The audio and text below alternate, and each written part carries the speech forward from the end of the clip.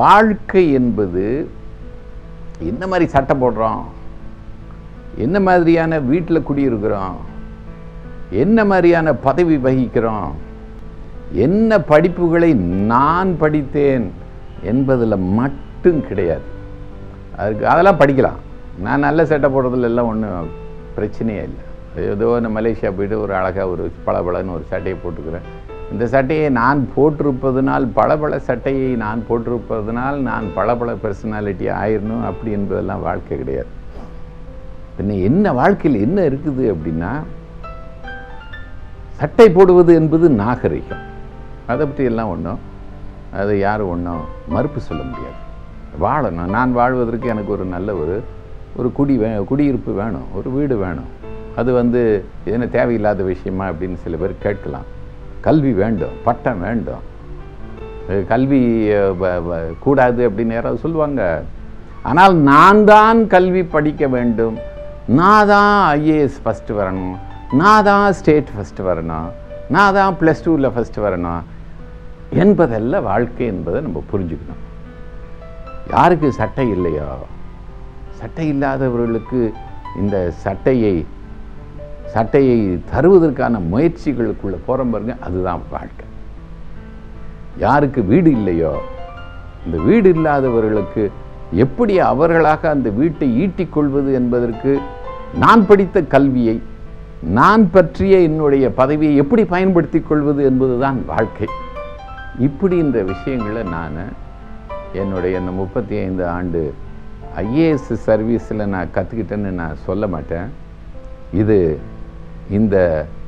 இந்த உலகத்தில், குறிப்பாக இந்த இந்தியாவில் உள்ள இந்த பட்டியலின மக்களாக இருக்கின்ற இந்த ஷெட்யூல் காஸ்ட், இந்த பழங்குடியினர், இந்த மக்களோடு அப்படியே நெருங்கி உறவாடி அவர்களுடைய நிலைமையை பார்த்த பிறகு எனக்கு வாழ்க்கை என்பது என்ன என்பதற்கான ஒரு புது கோணங்கள், திசைகள் எனக்கு நல்ல விளங்கிற்று. சின்ன வயசில் எங்கள் அப்பா அம்மா எங்களை வளர்த்து விட்ட பொழுது எங்கள் அப்பா அம்மாவுடைய அருமையை எனக்கு அவ்வளவாக என்னால் உணர முடியல. ஒரு நல்ல தந்தை தாயாராக இருந்தார்கள், எங்களையெல்லாம் நல்ல அருமையாக வளர்த்தார்கள் என்ற அளவுக்கு தான் தந்தை தாயை பற்றியான ஒரு புரிதல் இருந்தது. ஆனால் இப்போது வாழ்க்கைக்குள்ளே இந்த உலகத்தை எல்லாம் நல்லா பார்த்த பிறகுதான் என்னுடைய தந்தையும் தாயும் எவ்வளவு மாபெரும் மனிதர்களாக இருந்தார்கள் என்பதை என்னால் திரும்பி பார்க்க முடிகிறது. 1930களிலேயே திருநெல்வேலி மானூரில் முதல் பட்டதாரியாக என் தந்தை உருவாகி வந்திருக்கிறார். அப்படி என்றால் அது எவ்வளவு பெரிய ஒரு முயற்சி உடையவராக அவர் இருந்திருக்க வேண்டும் என்பதை இன்று நான் எங்கள் ஊர் மானூரை போய் பார்க்கும் பொழுது எனக்கு புரிகிறது. ஏன்னா இன்று கூட எங்கள் மானூரிலிருந்து ஒரு பட்டதாரி உருவாக்குவதற்கு அவ்வளவு சங்கடப்படுகிறார். என் தந்தை பிறந்த பொழுதே தாய் தந்தையரை இழந்தவர் என்று சொல்லுவார்கள். தாயிலான் என்று என் தந்தையை சொல்லுவார்கள் என்று சொல்லுவார்கள். அப்பேர் கொத்த அந்த மனிதர் அந்த மாவட்டத்திலேயே பட்டியலினத்தவரில் முதல் பட்டதாரியாக வந்திருக்க வேண்டும். இந்த மாநிலத்திலேயே இந்த முதல் டிஎஸ்பி ரெக்ரூட்மெண்ட்டில் முதல் அணியில் வந்தார். அவ்வளவு பெரிய ஒரு மாபெரும் மனிதர் அவர் ஏதோ ஒரு அந்தஸ்துக்கு வந்துட்டார். அவர் அதுக்கப்புறம் 6 பிள்ளைகளை பெற்று அவர் ஏதோ அவர்களுக்கு சாப்பாட்டுக்கு சங்கடம் இல்லாமல், சட்டை துணி போடுறதுக்கு சங்கடம் இல்லாமல், படிக்கிறதுக்கு சங்கடம் இல்லாமல் அவர் ஒரு வாழ்க்கையை அமைத்து கொடுத்தார் என்ற அளவில் மட்டும் அவரை பார்ப்பதில்லை நான். என் தந்தை அவர் அவ்வளவு பெரிய படிப்பாளினா அவ்வளவு பெரிய படிப்பாளி. என்னுடைய வீட்டில் இருக்கிற நூலகம் எல்லாமே அவர் விட்டு போன நூல்கள் தான். அதை படித்ததுனால தானே என்னமோ எனக்கு ஓரளவு நான் இப்படி இப்பேற்கொத்தவனாக என்னால் வர முடிந்திருக்கிறது என்பதை என்னால் திரும்பி பார்க்கும்போது நான் இதை உணர்கிறேன். எங்கள் அப்பா டெக்ஸ்ட் புக்கு பாடம் தான் சொல்லி கொடுக்கலையே ஒழிய, அவர் அவ்வளவு பெரிய உத்தியோகத்தில் இருந்தாலும் ஒரு தினமும் ஒரு மணி நேரம் 2 மணி நேரம் 6 பிள்ளைகளையும் உட்கார வச்சு ஒரு அருள்பா சொல்லி கொடுப்பாரு, ஒரு 2 திருக்குறள் சொல்லி கொடுப்பாரு, பைபிளை சொல்லுவார். அதுக்கப்புறம் குரான் 2 வார்த்தைகள் சொல்லுவார். இப்படியாக உலக வாழ்க்கையை பற்றி, எப்படி பணம் சம்பாதிக்கிறது, நீ எப்படி ஃபஸ்ட்டு வர்றது, நீ எப்படி வீரனாக இருக்கணும், நீ எப்படி எல்லாருக்கும் முதல்வனாக வரணும், நீ எப்படி ஐஏஎஸ்க்கு வரணும், நீ எப்படி ஐபிஎஸ்க்கு வரணும், இதை பற்றியெல்லாம் ஒரு வார்த்தை இது வரைக்கும் அவர்கள் சொன்னதே கிடையாது. ஆனாலும் அவர் சொன்னதில் என்ன இருந்தது என்பது இப்பொழுது எங்களுக்கு புரிகிறது. மனுஷனுக்கு மனுஷன் வித்தியாசம் பார்க்காத, இன்னொரு மனுஷனுக்கு ஏதாவது தேவை என்றால் நீ முதல்ல அங்கே இறங்கணும், அப்படி என்ற விஷயங்களை மட்டும் அவர் நல்லா சொல்லி கொடுத்துருக்கிறார் என்பது எனக்கு இப்பொழுது விளங்குகிறது. யாருக்கிட்ட தான் போகணும் போகக்கூடாது இப்படின்ற வரையறைகள்லாம் இல்லாமல் எங்களால் வளர முடிந்திருக்கிறது என்றால் அதற்கு பின்னணியில் என்னுடைய தந்தை தான், என்னுடைய தாய் தான் இருந்திருக்கிறார்கள் என்பது நல்ல தெளிவாக தெரியும். பொதுமக்களுக்கு சேவை செய்வது என்பது ஏதோ இல்லாதவர்களுக்கு போய் எதையோ கொஞ்சம் விஷயங்களை செய்து கொடுக்குறது அப்படின்ற அளவிலெல்லாம் நம்ம பார்க்கக்கூடாது. பசியாக இருக்கிறாங்க, அதனால் அவங்க போய் ஏதாவது சாப்பாட்டுக்கு நான் அரேஞ்ச் பண்ணி கொடுக்குறது, ஒரு வீடு இல்லாதவர்களுக்கு நான் ஹவுஸ் சைட் கொடுக்குறேன், வீட்டு மனை கொடுக்குறேன், வீடு கட்டி கொடுக்குறேன் என்ற அளவில் மட்டும் செய்வதெல்லாம் பொது சேவை இல்லை. அது எங்கே வரணும் அப்படின்னா உரிமைகளை நிலைநாட்டி கொடுப்பதில் தான் இந்த பொது சேவை என்பது இருக்கு. யாருக்கு உரிமை இல்லாமல் இருக்கிறதோ அவர்களுக்கு அந்த உரிமையை நிலைநாட்டி கொடுக்கணும். நான் என்னுடைய பணியிலிருந்து நான் ஒரு எடுத்துக்காட்டாக சொல்லணும் அப்படின்னா, ஈரோட்டில் நான் மாவட்ட ஆட்சித்தலைவராக இருக்கும் பொழுது அங்கே இந்த பட்டியல் இனத்தவர்களை அங்கே அப்படி ஒரு அமுக்கமாக போட்டு அமுக்குவாங்க. இங்கே இருக்குது, இன்னும் இருக்குது அந்த சூழ்நிலைகள். இந்த கொங்கு நாடுகள் என்று சொல்லப்படும் இந்த கோவை, திருச்சி, கோவை, ஈரோடு, திருப்பூர் மாவட்டங்களில் அங்கே இருக்கிற இந்த பட்டியலின மக்கள் மீது அவ்வளவு அந்த பாரங்கள் சுமத்தப்படும். உரிமைகள் அங்கு அவர்களுக்கு அப்படி ஒரு மறுதளிக்கப்படும். அந்த சமயத்தில் தான் 1987, 88 என்று நினைக்கிறேன், அங்கே இந்த சென்னிமலை பக்கத்தில் ஒரு இடத்துல இந்த பட்டியல் இனத்தவர்களுக்காக தொகுப்பு வீடு கட்டுவதற்காக ஒரு இடத்த அங்கே தேர்வு செய்து வைத்திருந்தார்கள். அங்கே போய் பார்த்தோம் அப்படின்னா அது அப்படி ஒரு பள்ளத்தாக்கில் இருக்குது. அந்த ஏரி தண்ணி பிடிங்கிட்டு வந்துச்சே அப்படின்னா அப்படி அத்தனையும் அடிச்சுட்டு போகும். அப்படி ஒரு இடம். இதைத்தான் அந்த அதிகாரிகள் முடிவு செய்து வைத்திருக்கிறார்கள். இதைத்தான் அந்த ஊர் மக்கள், அந்த பெரிய சாதிகளாக இருப்பவர்கள், அந்த பஞ்சாயத்துகள், இதைத்தான் அந்த முடிவு பண்ணி வச்சுருக்கிறேன். அப்புறம் அங்கே போய் பார்த்ததுக்கப்புறம் இது என்ன இப்படி இருக்குது அப்படின்னு சுற்றி முற்றி பார்த்தோம்னா நல்ல மேட்டு பகுதி, ஒரு அற்புதமான நிலம், அது அங்கே நல்லா இருக்குது. அது என்ன புறம்போக்கு நிலமாக இருந்தால் அது புறம்போக்கு நிலம், அரசு நிலம். அப்புறம் ஏன் அந்த நிலத்தில் இல்லாமல் இங்கே கொடுக்குறீங்க அப்படின்னு கேட்டால், இல்லை சார், அது ஏசிகள்லாம் அங்கே வரக்கூடாது சார், அங்கெல்லாம் மற்ற சாதிக்காரங்க அது புதைக்கிற இடம் சார், இப்படியாக என்னென்னமோ கதையை சொன்னாங்க. அங்கே தான் இதை கட்ட வேண்டும் என்று நான் ஒரு முடிவை எடுத்த பிறகும், மாவட்ட ஆட்சித்தலைவராக இருந்து முடிவு எடுத்த பிறகும், அப்புறம் அங்கே என்ன நடக்குது அப்படின்னா, திரும்ப அதே பட்டியலினத்தவர்களையே என்கிட்ட அனுப்பிச்சு, ஐயா தயவுசெய்து எங்களுக்கு அந்த இடம் வேணாம், பழைய இடத்தையே கொடுங்க அப்படி என்று கேட்க வைக்கிறார்கள். இது இடம் இல்லை என்ற விஷயமே இல்லை. இது இடம் பற்றிய உரிமை பற்றிய விஷயம். அது ஸோ இந்த இடம் பற்றிய உரிமை பற்றிய விஷயத்தை தான் நான் அப்போ அந்த பட்டியல் இனத்தவர்களுக்கு நான் அது விளக்குறேன். இது உனக்கே உரிமையான ஒரு விஷயம், நீ அங்கே தான் போய் வீடு கட்டு, நீ தைரியமாக போய் கட்டு. அது அவர்களை உரிமையை தூய்ப்பதற்கு எல்லாரும் ஆவலாக தான் இருப்பாங்க. ஆனாலும் இவர்களுக்கு இந்த ஒரு அச்சம் இருக்கிறது இந்த நாட்டில். அதுக்காகத்தான் அவங்க நடுங்கினாங்க. ஆகவே அந்த அச்சத்தை மட்டும் அவர்களுக்கிட்ட இருந்து நம்ம அகற்றிட்டோம் அப்படின்னா அந்த உரிமையை அவர்கள் நன்றாக தூய்த்து கொள்வார்கள். அதைத்தான் செய்தேன் நான். போய் அங்கேயே வீடு கட்டுங்க, உங்கள் மீது ஒரு துரும்பு கூட உங்கள் மேலே படியாது, போங்க அப்படின்னு சொன்னேன். அதே மாதிரி போனான். ஸோ இது மாதிரி இந்த உரிமைகளை இந்த மக்களுக்கு நாட்டி கொடுக்கும் பல காரியங்களை நான் என்னுடைய பணியில் நான் செய்திருக்கிறேன் என்பதை நான் சொல்ல முடியும். தோல்வின்னு சொல்லி ரொம்ப பயமுறுத்துறாங்க. ஏங்க, தோல்வினா இந்த American basketball player Johnson அவன் சொல்லுவான், அவனை தான் ரொம்ப பெரிய பாஸ்கெட் பால் வீரர் அப்படின்னு சொன்னாங்க. ஆனால் அவன் சொல்கிறான், அவர் தான் வந்து பாஸ்கெட் அப்படி போடுவார் அப்படின்னு அவரை வச்சு தான் அந்த டீமே ஜெயிக்குது அப்படின்னாங்க. ஆனால் அவன் ஸ்டேட்மெண்ட் என்ன சொல்கிறான் அப்படின்னா, நான் என் வாழ்க்கையில் 2500 முறை நான் பாஸ்கெட்டில் பந்து போடுறத நான் தவற விட்டுருக்குறேன். அப்புறம் கடைசி புள்ளி என்னால் தான் தீர்மானிக்கப்படும் அப்படின்ற வெற்றி சூழ்நிலையில் நான் ஒரு 25 தடவை நான் அந்த பாஸ்கெட்டை மிஸ் பண்ணி என் டீம் தோற்றுருக்குது அப்படின்னு சொல்கிறான் அவன். நான் இப்படி தோற்றதுனால தான், இவ்வளவு இதை மிஸ் பண்ணதுனால தான் நான் வெற்றியாளனாக திகழ்கிறேன் அப்படின்னு சொல்கிறான். ஒரு தோல்வி என்பதில் அதோட உலகம் முடிஞ்சு போகிறது அப்படின்னு யாராவது சொல்ல வந்தாங்க அப்படின்னா, அம்பேத்கர் அவர் பள்ளிக்கூடத்தில் பாஸ் பண்ணாத போது அதோடு போயிருந்தாருன்னா இந்த இந்தியாவுக்கு கான்ஸ்டியூஷனே வந்திருக்காதுங்க. ஆகவே இந்த தோல்வி என்பதெல்லாம் துவண்டு போகிற விஷயமே இல்லை. அதுலேயே குறிப்பாக இந்த எக்ஸாம்னு இருக்குது பாருங்கள், இதில் வெற்றி தோல்வின்றது பிரச்சனைகளே கிடையாது. எல்லாருக்கும் இந்த உலகத்தில் வாழ்வதற்கு உரிமை இருக்கிறது, வாழ்வதற்கு வழியும் இருக்கிறது. அவன் எப்பேற்கொத்தவனாக இருந்தாலும் சரி, அவனுக்கு வாழ்க்கையில் ஒரு அசைன்மெண்ட் இருக்குது.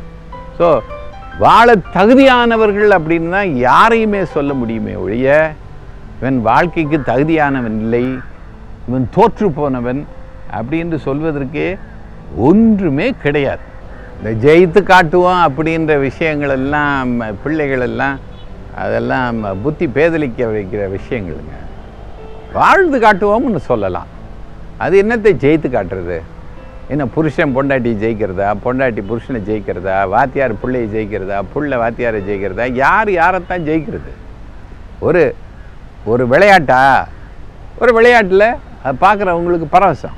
ஃபுட்பால் விளையாடுறேன்னா ஃபுட்பால் விளையாடினா நான் அது ஜெயிக்கிறதுக்கு தான் விளையாடணும் அப்படி என்பதெல்லாம் அது வாழ்க்கையினுடைய ஒரு வெறியூட்டும் சில விஷயங்கள். ஒரு கிளாஸில் ஒருவன் ஜெயிக்கிறான் என்பதை 39 பேர் தோற்கிறார்கள் அப்படின்ற தோற்றமாக நாம் உருவகிக்க கூடாது. அது எல்லாரும் படிக்கணும், எல்லாரும் மார்க் வாங்கணும் அப்படி என்பதெல்லாம் அது அது அது அது அது அவர்கள் வாழ்ந்து காட்ட வேண்டிய விஷயங்கள், அவ்வளோதான். அதனால்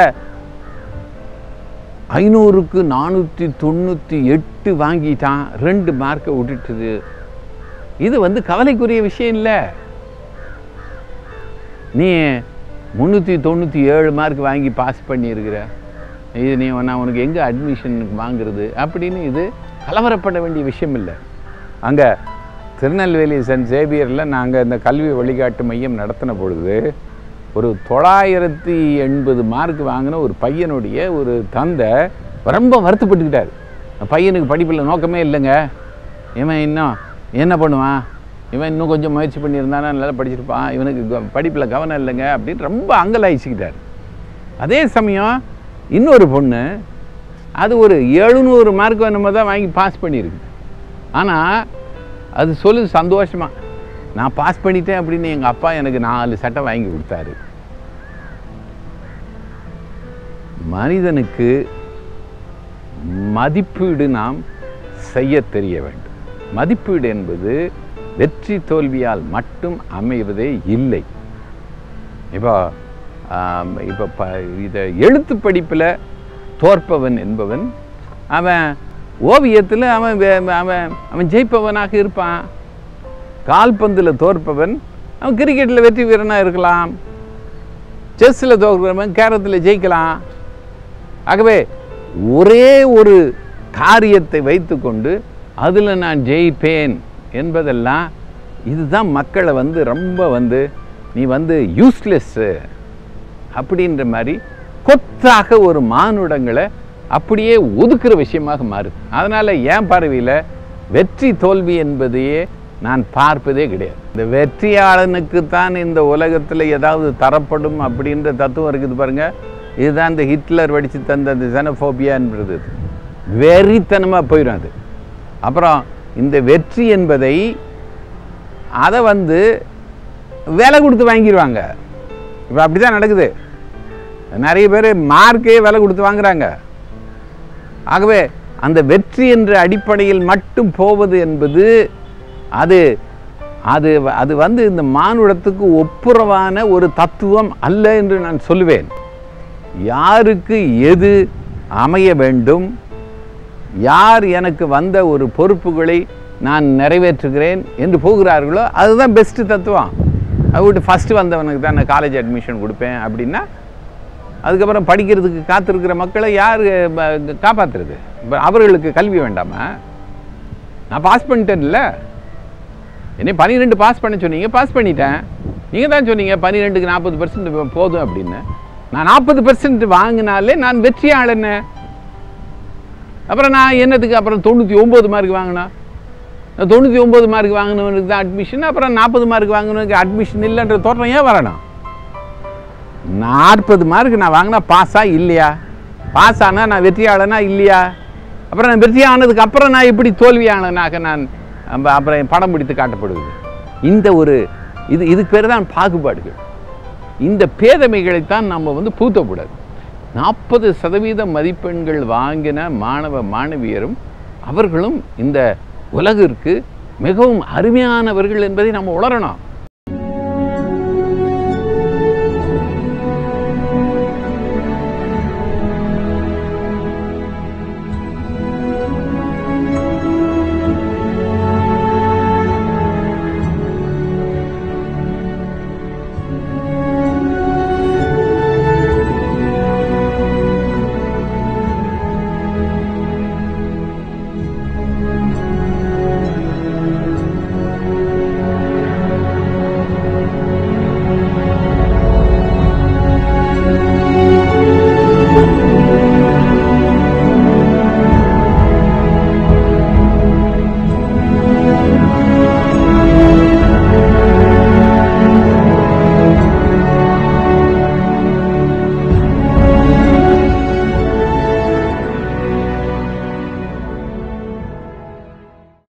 திரு காந்தி அவர்களை கணவர் அடைஞ்சதுக்கு நான் ரொம்ப கொடுத்து வச்சிருக்கணும். மற்றவங்களுக்கு தெரியும் அவர் வந்து மனித நேயமிக்கவர் அது இதுன்னு சொல்லி. ஆனால் ரொம்ப சிறப்பான அம்சம்னு பார்க்கும்போது முனிவர்கள்கிட்டையும் இல்லாத ஒரு சிறப்பான அம்சம். ஏன்னா நம்ம கேள்விப்பட்டிருக்கோம், முனிவர்கள் தவமில் இருக்கும்போது கலைச்சிட்டானாக்கா ரொம்ப கோபத்தில் சாபம் கொடுப்பாங்க அது இதுன்னு சொல்லி. இவர் கோபமே வராது. நான் அவரை அடித்தாலும் கோபம் நான் அடித்தது இல்லை, இருந்தாலும் சொல்கிறேன். அதாவது யார் எது செஞ்சாலும் கோபமே வராது. அவரை தீங்கு நினைக்கிறவங்களுக்கு மேலேயும் அவருக்கு வந்து எந்த விதமான காழ்ப்புணர்ச்சியும் கிடையாது. அதாவது அவர் ரிட்டையர் ஆகிற சமயத்தில் கூட சில உயர் அதிகாரிகள் வந்து அவர் ரிட்டையர் ஆகக்கூடாது என்ற ஒரு நினைப்போடு அவருடைய ஃபைல்கள் எல்லாம் புரட்டி பார்த்ததாக எங்களுக்கு தகவல் வந்தது. அந்த மாதிரி அலுவலர்கள் மேலே கூட அவருக்கு எந்த விதமான ஒரு கோபமோ ஒரு காழ்ப்புணர்ச்சியோ இல்லாமல் ஏதோ அவங்க பாட்டுக்கு அவங்க பண்ணுறாங்க நமக்கு என்னன்னு சொல்லி அவர் இருந்துருக்கிறாரு.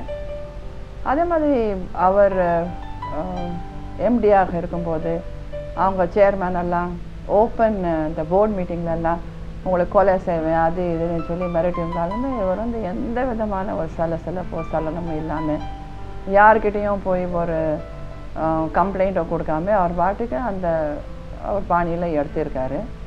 இது வந்து ஒரு ரேரிட்டின்னு சொல்லலாம். அது எல்லார்கிட்டையும் அந்த மாதிரி வராது. எல்லாருக்கும் அந்த மாதிரி கோபம் இல்லாத ஒரு தன்மை. கோபம் வரலைனாலும் மனசில் கொஞ்சம் காழ்ப்புணர்ச்சி வச்சுக்கிட்டு மற்றவங்கக்கிட்ட அவங்க செஞ்ச தீங்குகளை நினச்சிக்கிட்டு அவங்ககிட்ட பழகாமல் இருக்கிறது அதெல்லாம் இல்லாமல் மிகவும் குடும்பம் இருந்தாலும் சரி அலுவலகம் இருந்தாலும் சரி யார்கிட்டையும் எந்த விதமான ஒரு கெட்ட எண்ணமோ துரியெண்ணமோ அவங்கள வந்து வீழ்த்தணும் அவங்கள வந்து சாய்க்கணும் அந்த மாதிரி ஒன்று இல்லாமல் இருக்கிற ஒரு குணம் என்றது மிகவும் அற்புதமான குணம். அது எல்லாருக்கும் வந்துடாது.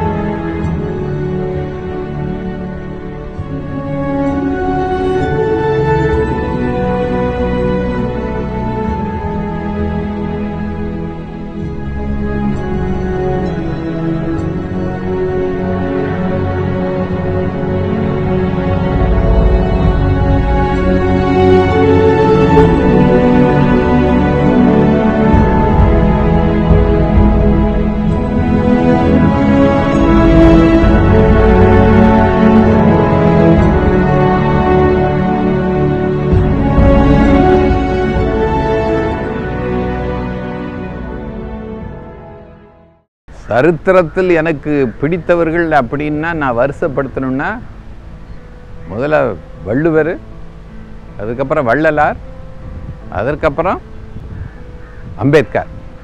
அப்புறம் இடையில இயேசுநாதரும் புத்தரும் கூட வருவார்கள். இவர்கள் ஏன் வருகிறார்கள் அப்படின்னா இவர்கள்தான் சமத்துவம், ஒப்புரவு, ஈக்விட்டி என்கிறது இருக்குது பாருங்க, இந்த தத்துவத்தை அற்புதமாக அவர்கள் உலகிற்கு அளித்திருக்கிறார்கள்.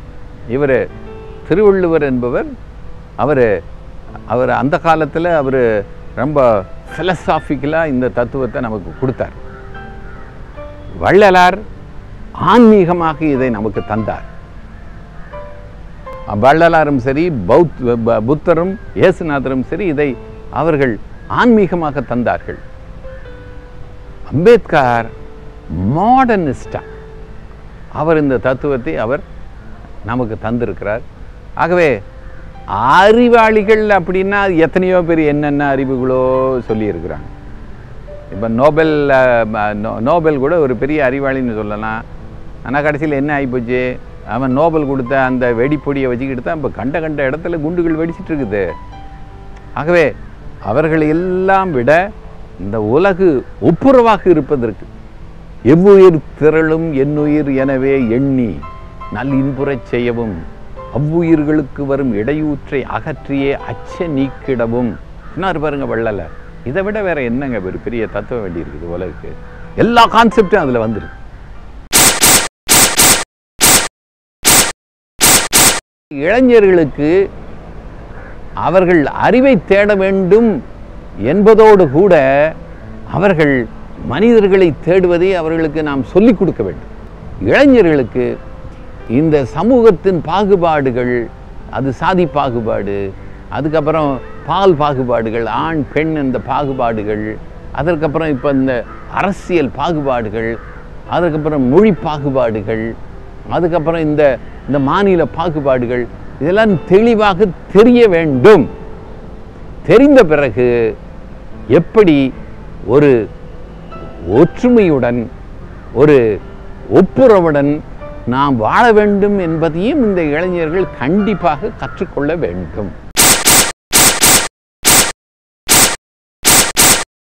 என்ன சம்பாதிச்சேன் அப்படின்னு கேட்குறீங்க நீங்கள்?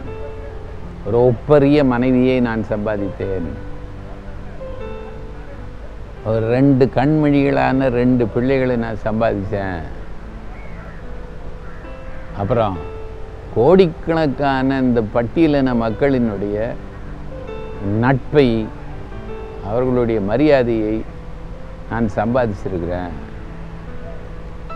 பல்வேறு சமுதாயத்தினருடைய நட்பை நான் சம்பாதித்திருக்கிறேன். பாராட்டுதல்களையும் நான் சம்பாதிச்சிருக்கிறேன். இந்த உலகத்துக்கென்று நாம் ஏதாவது செய்து போக வேண்டும் என்பதெல்லாம் என் பார்வை ரொம்ப துலக்கமாக இருக்குது. அந்த துலக்கத்துலேயும் ரொம்ப விளக்கமான பார்வை எங்கே இருக்குது அப்படின்னா, தமிழ்நாட்டை பொறுத்தளவில் இருக்கிற 6 லட்சம் பழங்குடி மக்களையும் ஒருவர் தவறாமல் அவர்களை கல்வியாளராக ஆக்குவது, இந்த 6 லட்சம் பழங்குடியினரையும்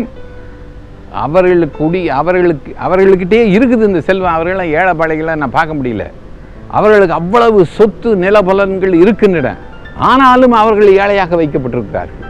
ஆகவே அவர்களை செல்வந்தராக ஆக்குவது, பட்டியல் இனத்தவர் மீது இன்னொருவன் கை வைக்காமல் இருக்கணும். இதற்கு மற்றவர்கள் என்ன செய்ய வேண்டும் என்பதை பற்றியெல்லாம் நான் இனிமேல் பேச போகிறதே கிடையாது. அது sheer waste of time and energy. பட்டியல் இனத்தவன் அவன் தன்னை உயர்த்தி கொள்வது எப்படி, தன்னை காத்துக்கொள்வது எப்படி, உலகத்தில் ஓங்கி நிற்பது எப்படி என்பதை இந்த பட்டியல் இனத்தவர்களுக்கு புரிய வைப்பது என்பதுதான் என்னுடைய எதிர்கால பார்வையாக இருக்கும். இவ்வளவு நேரம் என்னை இந்த உலகத்துக்கு காட்சி பொருளாக்கிய இந்த வெளிச்சம் டிவிக்கு என்னுடைய நன்றியை நான் தெரிவித்துக் கொள்கிறேன். வணக்கம்.